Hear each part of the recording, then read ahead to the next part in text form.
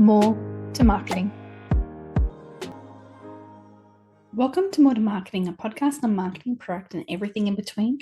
I'm your host, Susan, and today we're asking the question, do products really have a life cycle? And if they do, how do we understand it?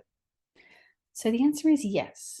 Products do have a life cycle, and it's typically divided into 4 stages. You have the introduction, the growth, maturity, and the decline. This concept represents the different phases of how a product goes about its life, and we're going to delve into each one of these topics. So the very first one is introduction. This stage begins with the product's launch. Sales start slowly as customers become aware of the product, and the marketing effort focuses on creating the awareness.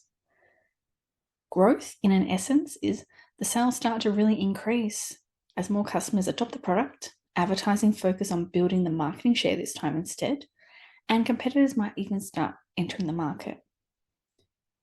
In general, the maturity stage is where sales reach their peak during the stage, and the market becomes potentially saturated, there's competition intensification, all of those things are happening. The company might be more focused on product diversification or improvements to maintain their market share and potentially a differentiation in market of their product. The final stage is decline. Sales begin to decrease due to the market saturation, change of customers' preference, or even technology advancements. Companies may decide to discontinue the product or reposition it in the market. Now, the introduction stage itself, if we look at that one in more detail now, is the product life cycle marks a product's launch into the market. Now, here's how it operates along with the pros and cons, okay? So the introduction stage operations is the product's life cycle involving critical activities during the initial product launch. So that is your product development, which is creating and refining the product to meet market needs and demands. You need to do a lot of market research, conducting analysis to understand the target market's preferences, needs, and potential demand. Test and prototyping. Evaluating prototypes, ensuring functionality, quality, and addressing any initial issues, which could be debugging. Market introduction. So get your feelers out there, launch the product into the market through a strategic marketing campaign. Also, this stage includes building the awareness, so creating the awareness through even something like maybe advertising or promotions and other marketing initiatives. Could even be partnerships. Distribution establishment. So setting up the distribution channels to make the product available to your customers where they need it. And naturally, you're going to also have to develop your pricing strategy, determining the initial price strategies that you're going to go with to attract those early adopters and set the product's perceived value. There's also the limited availability. So initially the product might not be available to everyone and might only have limited quantities or might even only be available in specific regions. These operations, when it comes to your actual first stage, is to establish the product's presence, create demand, and garner an initial market acceptance by introducing the offerings to potential customers.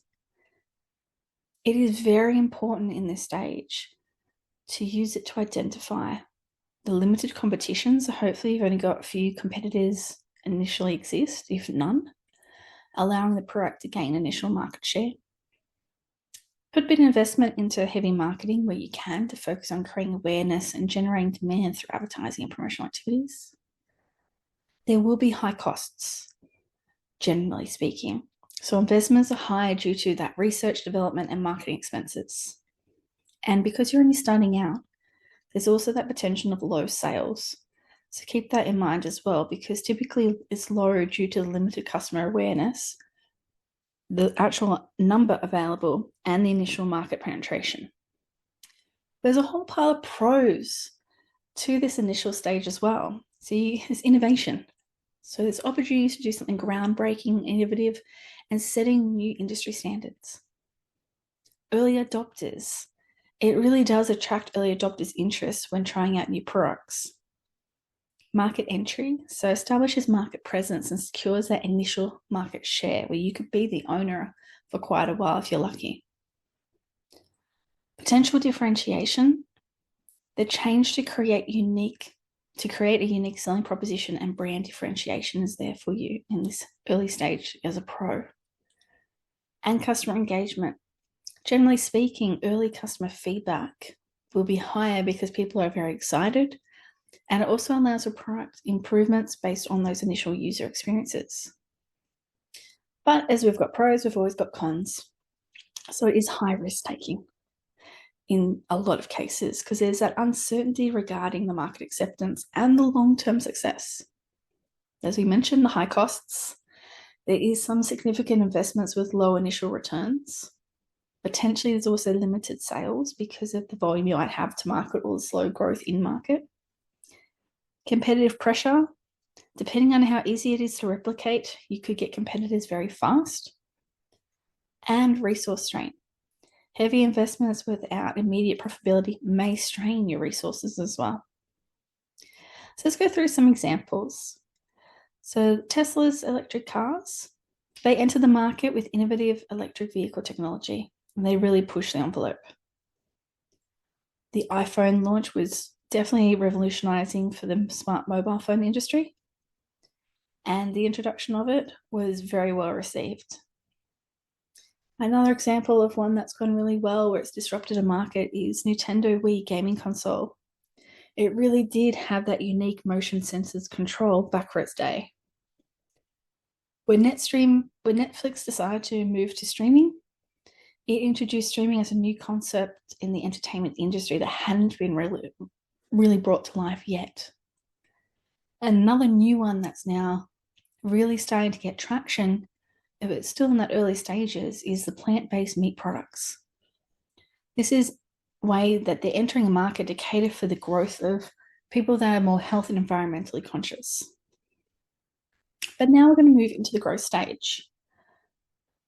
The growth stage in a product, as we mentioned, signifies a phase of rapid expansion and increased demand for the product. There are a number of areas to keep in mind, though, during this phase.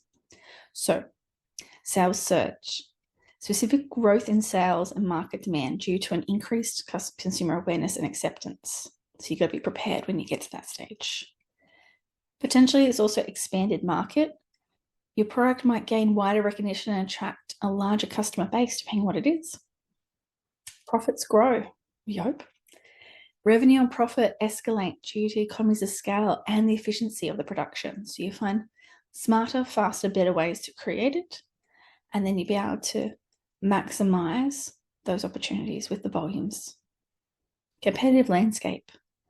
Well, the rivals will come in because now you may be at a stage where you can be copied, and then you've got to look at what that will impact for consumers having more opportunities to get a product similar. But in this phase of growth, there are pros. So you've got the increased revenue, as we mentioned, potentially even higher revenue, and the high market share will help that. Economies of scale make a huge difference, leading to cost efficiency and improved margins. And if you played your cards right during this stage of growth, you're also going to have a stronger foothold in the market. So you'll have market domination. There are cons. So the heightened increase in your awareness out there and people are aware, you're going to have more competition. So that will intensify that rivalry. There may be cost challenges. Demand might strain resources and impact production costs.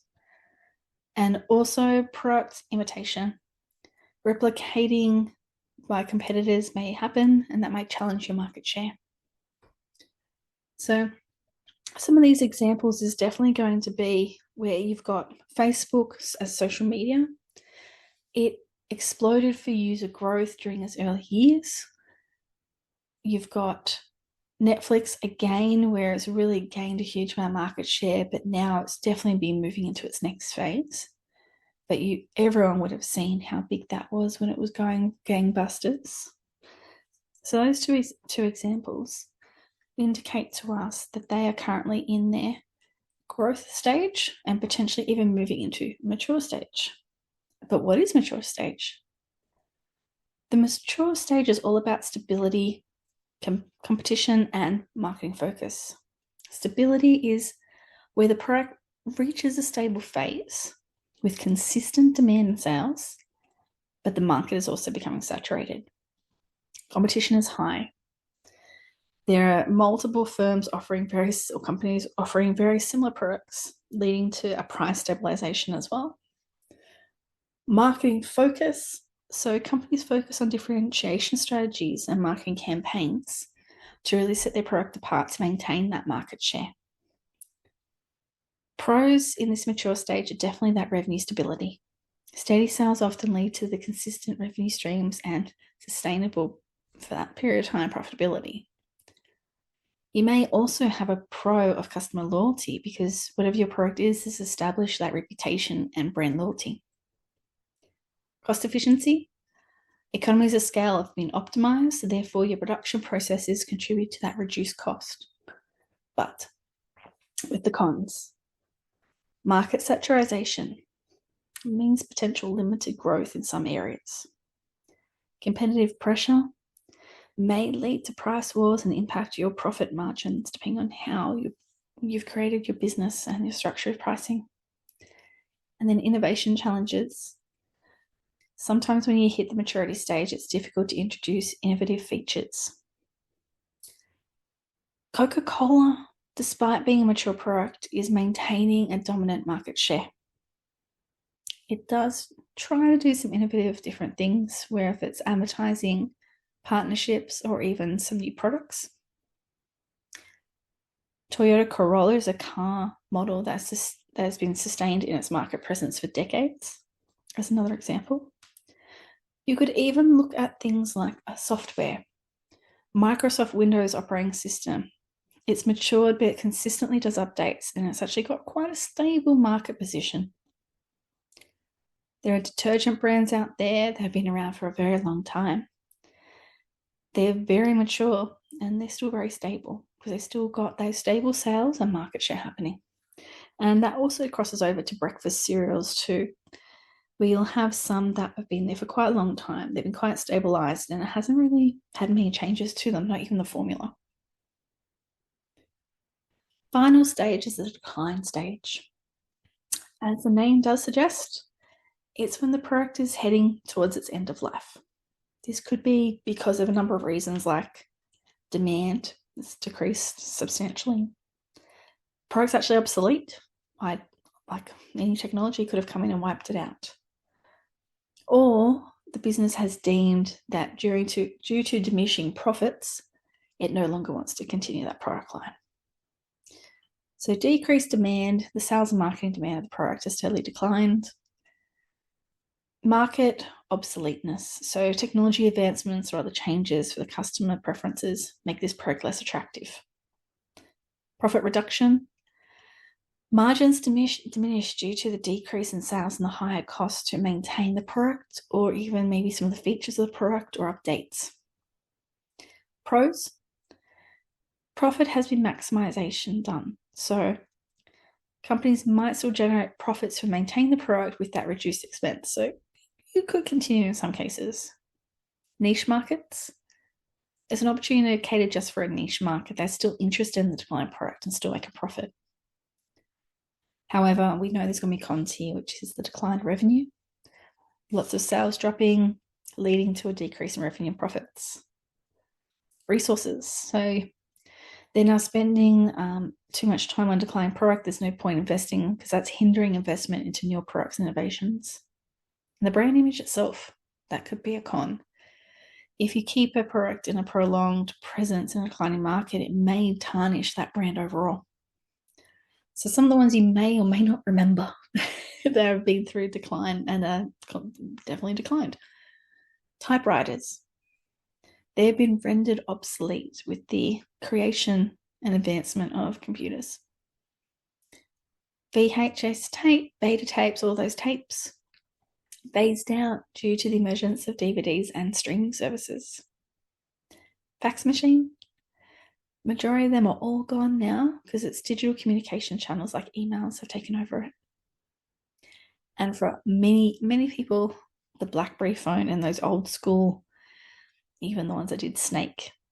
They've all been replaced by smartphones that have touch screens, color, and can do almost anything and everything on them, like a mini computer. So the point of understanding the life cycle is so that you can make better and smarter business decisions.